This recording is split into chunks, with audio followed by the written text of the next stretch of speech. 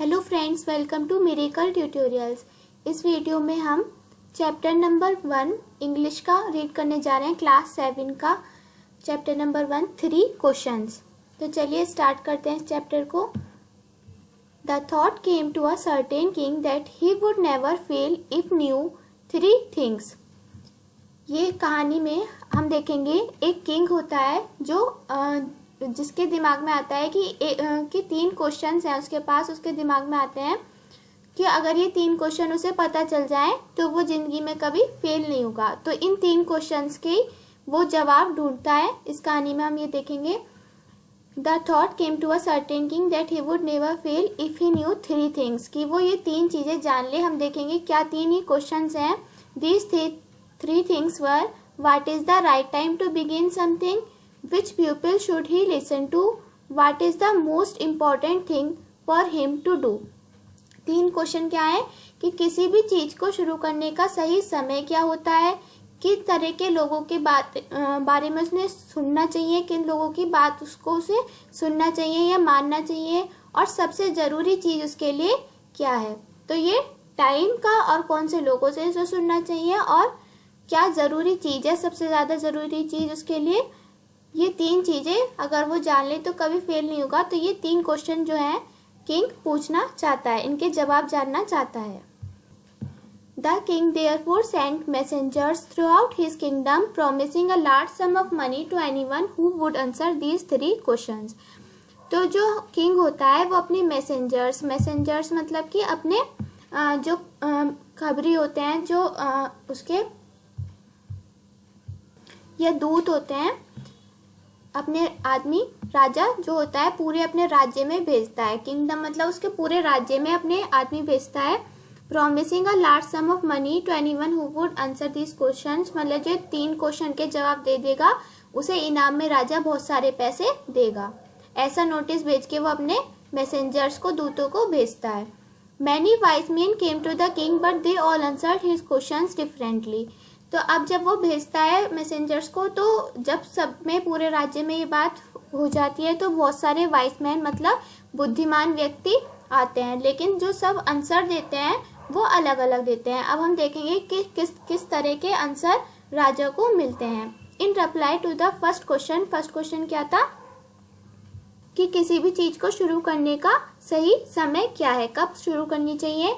इसके आंसर में क्या कहा? Some said that the king must prepare a time table and then follow it strictly. कुछ ने कहा कि किंग को टाइम टेबल प्रिपेयर कर लेना चाहिए, किसी भी चीज़ का ऐसे टाइम टेबल, और उसको स्ट्रिक्टली फॉलो करना चाहिए, मतलब नियम अनुसार उसे फॉलो करना चाहिए। Only in this way they said could he do everything at its proper time. मतलब उन्होंने कहा कि इसी तरह से जो राजा है वो सारी चीज़ सही समय पर कर पाएगा। कैसे? टाइम टेबल से। Others said that it was impossible to decide in advance the right time for doing something। कुछ ने कहा कि ये इम्पॉसिबल है कि कि हम डिसाइड कर पाए कि किसी भी चीज़ को शुरू करने का सही समय क्या होना चाहिए, ये इम्पॉसिबल है। The king should notice all that was going on, avoid foolish pleasures and always do whatever seemed necessary at that time। तो कुछ ने कहा कि जिस उस समय पे जो राजा को सही लगे वो ही करना चाहिए। Yet others said that the king needed a council of wise men who would help him act at the proper time। कुछ ने कहा कि किंग को अपनी काउंसिल मतलब कि ग्रुप ऑफ वाइज मैन, कुछ बुद्धिमान लोगों की सभा जैसी या कुछ ग्रुप बना लेना चाहिए जो किंग को हेल्प कर सके कि वो प्रॉपर टाइम पे एक्ट कर सके। किंग जो है वो प्रॉपर टाइम पे एक्ट कर सके, इसके लिए उसे कुछ बुद्धिमान लोगों का ग्रुप बना लेना चाहिए। This was because one man would find it impossible to decide correctly without help from other the right time for every action. कि मतलब कि एक इंसान जो होगा वो कभी सही डिसीजन नहीं ले पाएगा, डिसाइड नहीं कर पाएगा सही तरीके से बिना औरों की हेल्प के कि किसी भी चीज़ को करने का सही समय क्या है। तो उसे क्या बना लेनी चाहिए? किंग को काउंसिल बना लेनी चाहिए वाइज मैन की। But then other said that there were some things which could be urgent. कुछ ने कहा कि कुछ चीज़ अर्जेंट होती हैं। This thing could not wait for the decision of the council, और उनके लिए हम काउंसिल के डिसीजन को सब बैठ के उसका सलाह मशवरा करें, इसके लिए हम वेट नहीं कर सकते. In order to decide the right time for doing something it is necessary to look into the future. कि किसी भी चीज़ को करने के लिए ज़रूरी है कि हम फ्यूचर में देख सकें कि फ्यूचर में क्या होगा. और ये काम कौन कर सकता है? सिर्फ मैजिशियन, क्योंकि आम इंसान तो फ्यूचर में नहीं देख सकता कि क्या कर सकते हैं, तो सिर्फ जादूगर ये काम कर सकते हैं. The king therefore would have to go to magician. तो कहा कि किंग को किससे? जादूगर से मिलना चाहिए. In their answer to the second question. तो हम अगर फर्स्ट क्वेश्चन की बात करें तो अगर हम समराइज करें तो लोगों ने क्या क्या कहा. कुछ ने कहा कि टाइम टेबल बनाना चाहिए, कुछ ने कहा कि काउंसिल ऑफ वाइस मैन बनाना चाहिए, यानी कि ग्रुप ऑफ वाइस मैन बनाना चाहिए, जिससे कि वो सब किंग को सलाह दे सकें कि क्या करना चाहिए. ठीक है. किसी ने कहा कि ये इम्पॉसिबल है कि बताना, कि राइट टाइम बताना किसी भी एक्शन का इम्पॉसिबल है. और कुछ ने कहा कि किंग को मैजिशियन के पास जाना चाहिए.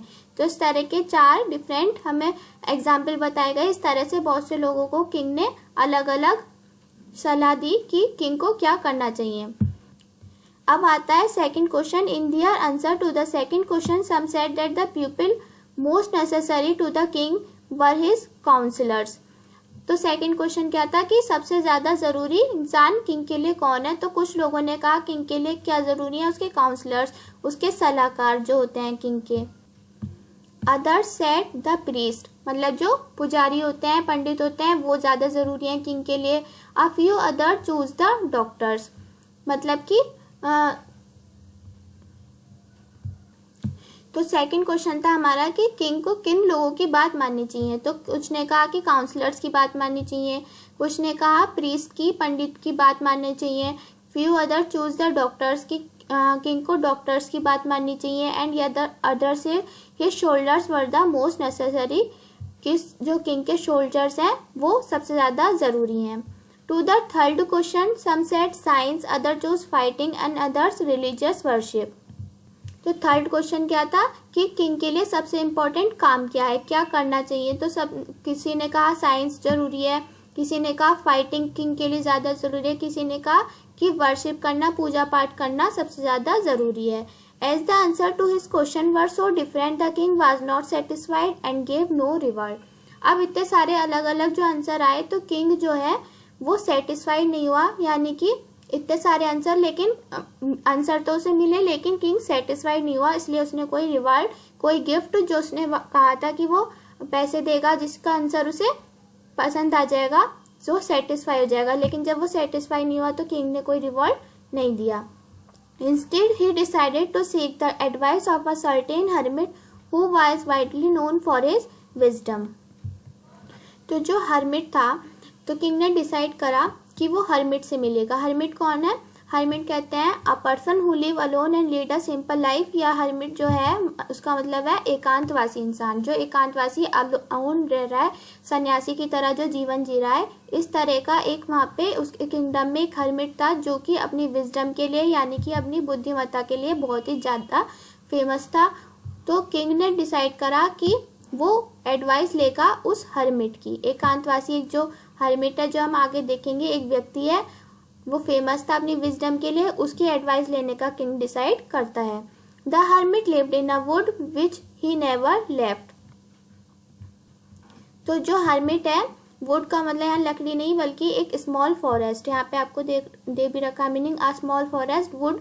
तो जो वुड में रहता था, वुड्स में रहता था का मतलब है कि स्मॉल फॉरेस्ट में, जंगल में रहता था, जहाँ से वो कभी छोड़ के वो जगह नहीं जाता था. ही saw no one but simple people and so the king put on ordinary clothes. अब जो हर्मिट था, जो वो व्यक्ति था, वो क्या करता था, वो किसी को देखता नहीं था, बस सिंपल लोगों से मिलता था. इसलिए जो किंग था वो अपने लिए ऑर्डिनरी क्लोथ्स पहन लेते हैं, क्योंकि किंग जो है वो अपने जो महंगे वस्त्र हैं वो नहीं पहनते हर्मिट से मिलने के लिए, क्योंकि जो हर्मिट था वो सिंपल पीपल से, साधारण व्यक्ति से ही वो बात करता था. Before he reached the hermit hut the king left his horse with his bodyguard and went on alone. तो जब किंग जाता है तो किंग हर्मिट की हट के पास, झोपड़ी के पास, तो किंग जो है अपना घोड़ा और बॉडीगार्ड भी नहीं लेके जाता, अकेले जाता है, क्योंकि जो हर्मिट है वो बहुत ही सिंपल व्यक्ति था, इस वजह से किंग भी अपना बिल्कुल साधारण होके ही जाता है। ना वो बॉडीगार्ड लेके जाते हैं किंग, और ना ही हॉर्स लेके जाते हैं अपना, और ऑर्डिनरी क्लोथ्स में जाते हैं। As the king came near the hermit's hut he saw the hermit digging the ground in front of his hut। तो जब किंग जाते हैं तो वो देखते हैं जो हर्मिट है वो क्या कर रहा है, डिगिंग कर रहा है, यानी कि खुदाई कर रहे हैं। डिगिंग मतलब खुदाई कर रहे हैं जमीन की अपने हट के आगे। He greeted the king and continued digging. तो जो हर्मिट है, ही कौन है, हर्मिट यहाँ पे, वो क्या करता है, किंग को ग्रेट करता है, यानी कि ग्रेट करता है, और उसके बाद अपनी डिगिंग चालू रखता है, यानी कि खोदना चालू रखता है। The hermit was old and weak and as he worked he breathed heavily. तो जो हर्मिट है वो बूढ़ा है और कमजोर है, एक कमजोर और बूढ़ा व्यक्ति है हर्मिट। वो एकांतवासी व्यक्ति के लिए हर्मिट जो हम वर्ड उपयोग कर रहे हैं, यूज कर रहे हैं। ओल्ड एंड वीक व्यक्ति है, वो इंसान है और वो वर्क कर रहा है। तो अब ओल्ड और वीक होने की वजह से गहरी गहरी सांस ले रहा है, क्योंकि वो क्या कर रहा है, कंटिन्यूसली डिगिंग कर रहा है, खुदाई कर रहा है, यानी कि वो काफी थक गया है। The king went up to the hermit and said, I have come to you, wise hermit, to ask you to answer 3 questions। तो जो राजा होता है वो हर्मिट के पास जाता है और कहता है कि मैं आपके पास आया हूँ, मुझे 3 क्वेश्चंस के आंसर चाहिए। How can I learn to do the right thing at the right time? कैसे मैं सही समय पे सही चीज कर सकता हूँ। Who are the people I need most? कौन से पीपल मुझे सबसे ज़्यादा ज़रूरत है, इम्पोर्टेंट है। And what affairs are the most important, और क्या चीज़ सबसे ज़्यादा ज़रूरी है मेरे लिए। The hermit listen to the king but did not speak. जो हर्मिट होता है वो किंग की बात सुनता है लेकिन आंसर नहीं करता, उसका जवाब नहीं देता। He went on digging. वो खुदाई अपनी करते रहते हैं हर्मिट, यानी कि जो ओल्ड मैन है। You are tired, said the king. Let me take the spade and work in your place। तो जब किंग देखता है कि कोई जवाब नहीं दे रहा हर्मिट, तो क्या करते हैं किंग कि let me take the spade। Spade का मतलब जो कुल्हाड़ी जिससे वो हर्मिट खुदाई कर रहे हैं उसे स्पेड कहा गया है, यानी कि जो कुल्हाड़ी जिससे वो खुदाई कर रहे हैं। और तो किंग क्या कहते हैं, वो कुल्हाड़ी ले लेते हैं, स्पेड ले लेते हैं और अपना आप खुदाई करना चालू कर देते हैं। Thanks said the hermit. Hermit भी मना नहीं करते, धन्यवाद देके giving the king his spade. Spade अपने किंग को दे देते हैं। Then he sat down on the ground. और हर्मिट जो होता है वो ग्राउंड पे बैठ जाते हैं। तो पिक्चर में आप देख सकते हैं ये जो है ओल्ड मैन है, हर्मिट है, और ये राजा है। तो जो राजा है वो के हाथ से जो ओल्ड मैन है, हर्मिट है, अपने हट के आगे खुदाई कर रहे हैं। तो राजा जो है वो स्पेड जो है जो दिखाई गई है वो उनके हाथ से लेके खुद खुदाई करना चालू कर देते हैं। When the king had dug 2 beds, he stopped and repeated his questions। तो जो किंग है जब वो 2 बेड्स डग कर लेते हैं, यानी कि खुदाई कर लेते हैं, 2 बेड्स की, यहाँ पे बेड कौन से चीज़ के लिए यूज हो रहा है, small patches of ground for plants, मतलब प्लांट्स के लिए। जैसे जो हर्मिट है, ओल्ड मैन है, खुदाई कर रहे हैं, तो वो जो खुदाई कर रहे हैं प्लांट्स के लिए, small patches of ground for plants. तो इतने 2 पैचेस ग्राउंड के वो खुदाई कर देते हैं। तो किंग जो है वो 2 बेड के खुदाई के बाद वो स्टॉप होके फिर से अपने क्वेश्चन रिपीट करते हैं। The hermit give no answer but stood up stretching out his hand for the spade and said, now you rest and let me work। तो जो हर्मिट होता है वो आंसर नहीं देता, खड़े हो जाते हैं और फिर अपने स्पेड लेने के लिए हाथ फैलाते हुए वो लेने के लिए कहते हैं कि तुम अब आराम करो, मैं काम करता हूँ। यानी कि अभी भी जो हर्मिट है उन्होंने किंग को आंसर नहीं करा है। But the king did not give him the spade and continue to dig. लेकिन राजा जो होता है उन्हें वापस कुल्हाड़ी नहीं देते और अपनी डिगिंग खुदाई खुद ही करना चालू रखते हैं। 1 hour passed, then another. The sun went down behind the trees, and at last the king stuck the spade into the ground and said, I came to you, wise man, for answer to my question. If you can give me no answer, tell me so, and I will return home। तो जब बहुत समय हो जाता है, सूरज भी ढल जाता है, उसके बाद जो किंग है वो लास्ट में वो स्पेड को ग्राउंड में रखते हैं स्पेड को, और उसके बाद वो खड़े होते हुए वो कहते हैं कि अब मैं जो आंसर्स के लिए आया हूँ, अगर आपके पास मेरे सवालों का जवाब नहीं है तो अब मैं घर जाता हूँ। Here come someone running said the hermit. अब हर्मिट जो होता है, ओल्ड मैन जो होता है, वो क्या कहते हैं कि कोई आ रहा है यहाँ पे भागता हुआ। The king turned around and saw a beard man running towards them. तो जब हर्मिट कहता है कि कोई यहाँ पे आ रहा है भागता हुआ, तब किंग भी पीछे मुड़ कर देखता है और देखता है एक बियर्डेड मैन है running towards them. Bearded man मतलब दाढ़ी वाला आदमी, बियर्ड मतलब दाढ़ी, यानी कि एक दाढ़ी जिसकी है लंबी लंबी, ऐसा आदमी उनके पास भागता हुआ आ रहा है। His hand were pressed against his stomach from which blood was flowing. और उस आदमी के जो भागता हुआ आ रहा है उनकी तरफ, वो क्या है, उसके पेट पर उसने अपने हाथ जो है अपने पेट पर रख रखे हैं, प्रेस कर रखे हैं, कवर कर रखा है, जिसमें से बहुत सारा खून बह रहा है। When he reached the king, he fainted and fell to the ground. जब वो आदमी भागता हुआ आता है, वो किंग के पास जो होता है बेहोश हो जाता है। फेंटेड मतलब बेहोश हो जाता है और वहीं जमीन पर गिर जाता है बेहोश होकर। The king and the hermit removed the man's clothing and found a large wound in his stomach. तो जब वो गिर जाता है, मैन जो आया है घायल होके, वो घायल आदमी गिर जाता है, बेहोश हो जाता है, तो जो किंग होता है और हर्मिट होता है, ओल्ड मैन जो होता है, वो उस आदमी की, जो घायल आदमी है, उसकी क्लोथिंग निकालते हैं, कपड़े हटा के देखते हैं, तो पाते हैं कि उसके पेट पर बहुत ही गहरा वाउंड है। वाउंड मतलब कि जख्म है, बहुत गहरा जख्म है। The king washed and covered it with his handkerchief, but the blood would not stop flowing. अब जो किंग होता है वो अपना हैंकरचीफ यानी कि अपना हैंकी जो होता है वो वॉश करके उस पर कवर करता है, उस घायल व्यक्ति के वाउंड पे कवर करता है, लेकिन तब भी जो ब्लड है वो फ्लो करना नहीं रुकता, यानी कि खून अब भी बहुत बह रहा है। The king redressed the wound until at last the bleeding stopped. और किंग जो होता है बार बार उसके वाउंड की, जख्म की रिड्रेस्ट करता है, यानी कि द्वारा से पट्टी करता है, जब तक कि उसके खून बहना रुक नहीं जाता। The man felt better and asked for something to drink.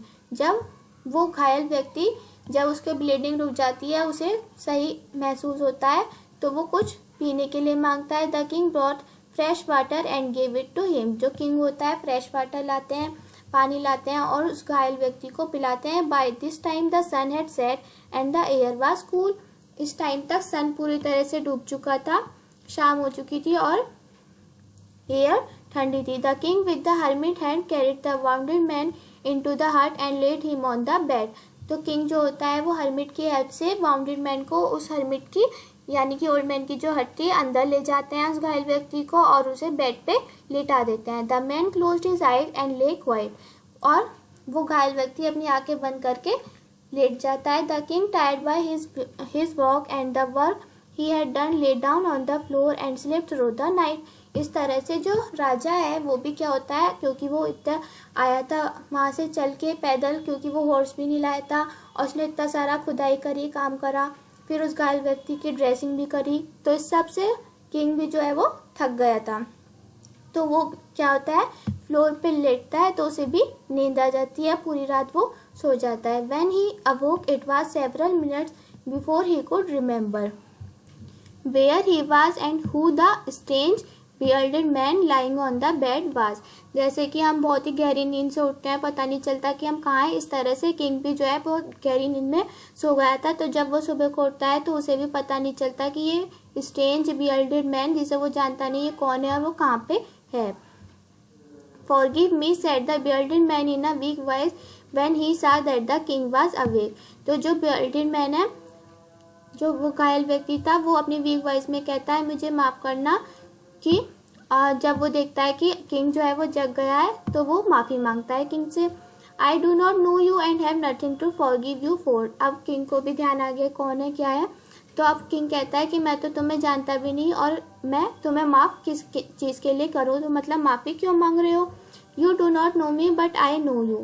तो अब जो वाउंडेड मैन है या बियर्डेड मैन है, इसमें बियर्डेड मैन हमारे कहानी में वर्ड को यूज़ करा गया है उस मैन को दिखाने के लिए।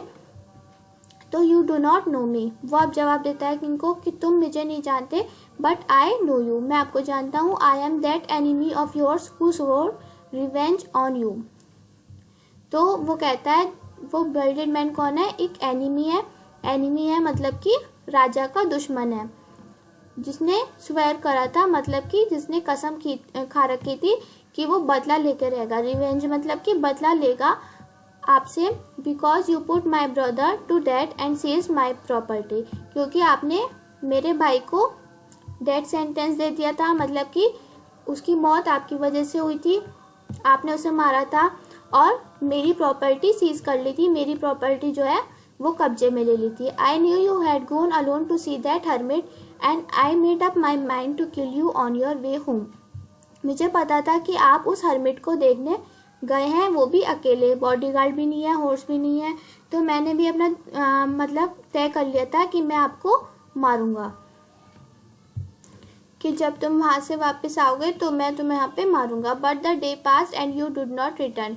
तो जो बिल्डेड मैन था उसने क्या डिसाइड करा था, जब किंग वापस लौटते हुए आएगा, अकेले है क्योंकि तब वो मारेगा, लेकिन जो किंग है हमने देखा कितना उसने वो खुदाई कर रहा था और वो हर्मिट जवाब नहीं दे रहा था, तो किंग का पूरा दिन कहाँ निकल गया था, हर्मिट के हट के पास ही निकल गया था। But the day pass and you did not return, तो इसलिए जो बिल्डेड मैन है वो कह रहा है कि पूरा दिन निकल गया but you did not return, आप वापस नहीं आए। So I left my hiding place and I came upon your body guard who recognised me and wounded मी।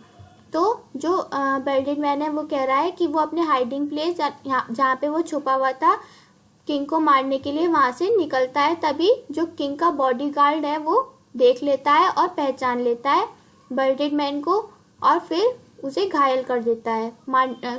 जो बॉडी गार्ड है किंग का वो पहचान लेता है और किसे, वाउंडेड मैन, जो हमारा बिल्डेड मैन है जो मारने आया था जो किंग का बॉडी गार्ड है वो पकड़ लेता है और उसे मारने की कोशिश करता है। I escaped from him but I should have died if you had not dressed my wounds. तो जो बिल्डेड मैन है वो कह रहा है मैं वहाँ से तो भाग गया बट मैं मर गया होता अगर आपने मेरे वाउंड्स का मेरे जख्म पे पट्टी नहीं करी होती। I wish to kill you and you have saved my life, मैंने आपको मारने की कोशिश करी पर आपने मेरी जान बचाई। Now if I live I will serve you as my most faithful servant and will order my son to do the same, forgive me. तो जो बिल्डेड मैन है वो कहता है कि अगर अब मैं जीवित हूँ तो तुम्हारी वजह से, इसलिए वो क्या करता है पूरी लाइफ लॉन्ग क्या करता है विजडम फेथफुल सर्वेंट बन के रहेगा। वो कहता है कि मैं आपको पूरी जिंदगी अपना सर्व करूंगा as a master, as a faithful servant, मतलब फेथफुल सर्वेंट बन के, विश्वसनीय सर्वेंट बन के सर्व करूंगा और अपने बच्चों को भी करने का कहूंगा, आप मुझे माफ कीजिए। तो इस तरह से जो हमारा बिल्डेड मैन है वो ये सब कहता है किंग से। The king was very happy to have made peace with his enemy so easily. King जो होता है बहुत ही खुश हो जाता है कि उसने अपनी दुश्मन से इतनी आसानी से पीस कर ली, यानी कि शांति कर ली, शांति हो गई। And to won him over as a friend, और किंग खुश है क्योंकि उसने पीस भी कर ली अपनी एनिमी के साथ। अब उसका एनिमी नहीं रहा, पीस हो गई है, दोनों के बीच में शांति मशवरा हो गया है और अब वो जो एनिमी था वो उसका फ्रेंड की तरह हो गया है और पूरे जिंदगी वो फेथफुल रहने के लिए कह रहा है। He not only forgive him but said he would send his servant and his own doctor to look after him and he promise to give back the man his property. तो जो king होता है वो उसे माफ कर देता है बिल्डेड मैन को और अपने सर्वेंट और डॉक्टर भी भेजता है उसे देखभाल करने के लिए और प्रॉमिस करता है कि वो उस मैन की प्रॉपर्टी जो किंग ने सीज कर रखी थी वो भी वापस दे देगा। Leaving the wounded man the king went out of the hut and looked around for the hermit. तो जो वाउंडेड मैन है उसे छोड़ के अब किंग जो होता है हट से बाहर आता है और हर्मिट के लिए देखता है कि वो कहाँ है। Before going away he wished once more to get answer to his question. वो जाने से पहले किंग जो है अपने आंसर वापस एक बार पूछना चाहता था, हो सकता है अब की बार हर्मिट जो है वो उसके क्वेश्चंस के आंसर दे दे। The hermit was on in his knees sowing seed in the bed that had been dug the day before. जहाँ पे खुदाई करी थी राजा ने और हर्मिट ने पिछले दिन, वहाँ पे जो हर्मिट है वो अब बीज बो रहा था। The king went up to the hermit and said. तो जो किंग है वो हर्मिट के पास जाता है और कहता है for the last time I beg you to answer my questions wise man. मैं आपसे विनती करता हूँ लास्ट टाइम कि मेरे सवालों का जवाब दे दीजिए। You have already been answered, said the hermit, still bending down to the ground and looking up at the king as he stood before him. तो जो हर्मिट है वो ग्राउंड पे क्योंकि झुका हुआ है क्योंकि वो बीज बो रहा है, तो वो किंग की तरफ देख के कहते हैं, जो कि किंग उनके सामने खड़े हैं, कि तुम्हें तो आंसर पहले ही मिल चुके हैं। How have I been answer, what do you mean. King कहते हैं कि क्या आंसर मिल गया, आपका मतलब क्या है। यानी कि किंग को अभी ये बात समझ में नहीं आई है कि क्या आंसर है। अब हम देखेंगे हरमिट हमें बताएगा कि किंग को बता रहा है कि आंसर किंग को कैसे मिल गया है। डू यू नॉट सी, क्या तुमने नहीं देखा। If you had not pitied my weakness yesterday and had not dug these beds for me you would have gone away. कि अगर तुमने मुझ पे दया नहीं की होती, पिटेड मतलब कि पिटेड माई वीकनेस, मुझ पे दया नहीं करी होती कि मैं कमजोर हूँ, दया खा के, क्योंकि किंग ने क्या करा था, हरमिट के हाथ से स्पेड लेके वो खुद ही खुदाई करने लगा था जब उसने देखा कि हरमिट जो है बूढ़ा है और उस तेज तेज सांसें ले रहा है। तो जो किंग ने हेल्प करी थी वो कह रहा है अगर तुमने दया नहीं करी होती तो तुम क्या कर रहे होते, तुम चले गए होते। Then that man would have attacked you and you would have wished you that you stayed with me. और तुमने तो क्या होता, वो जो मैन था, बियर्डेड मैन, वो हमला करने वाला था, वो हमला कर देता और तुम सोचते कि इससे अच्छा तुम मेरे साथ रुक गए होते, मतलब इतनी जल्दी ना निकले होते। जैसे कि कुछ हो जाता है बुरा तो कहता है थोड़े समय की और देर हो जाती तो ये बात नहीं होती। So the most important time was when you were digging the beds. तो उस समय की अगर हम बात करें तो उस समय तुम्हारे लिए सबसे ज़रूरी समय था जब तुम मेरे लिए खुदाई कर रहे थे। And I was the most important man and to do me good was your most important business. और उस समय मैं ही तुम्हारे लिए सबसे ज़रूरी व्यक्ति था, क्योंकि पहला क्वेश्चन था सबसे इम्पॉर्टेंट टाइम, है ना, सबसे इम्पॉर्टेंट मैन कौन था, मैं ही था। और उस टाइम पे सबसे इम्पॉर्टेंट काम क्या था तुम्हारे लिए, वही था जो तुम उस समय मेरे लिए कर रहे थे। Afterwards when the man ran to us the most important time was when you were caring for him।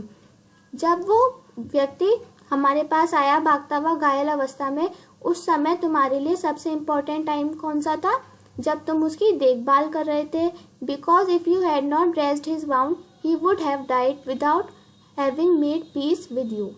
क्योंकि अगर तुमने देखभाल नहीं करी होती तो वो मर गया होता, और जो अब तुम्हारे साथ उसने पीस कर ली है, अब वो तुम्हारा एनी भी नहीं है, फ्रेंड है, ये सब नहीं हुआ था। So he was the most important man. उस समय तुम्हारे लिए वो सबसे ज़रूरी व्यक्ति था, और जो तुमने उसके लिए करा वो ही उस समय तुम्हारे लिए सबसे ज़रूरी काम था।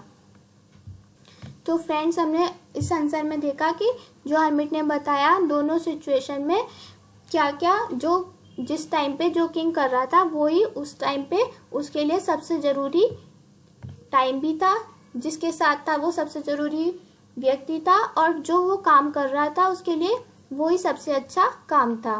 Remember then there is only one time that is important and that time is now.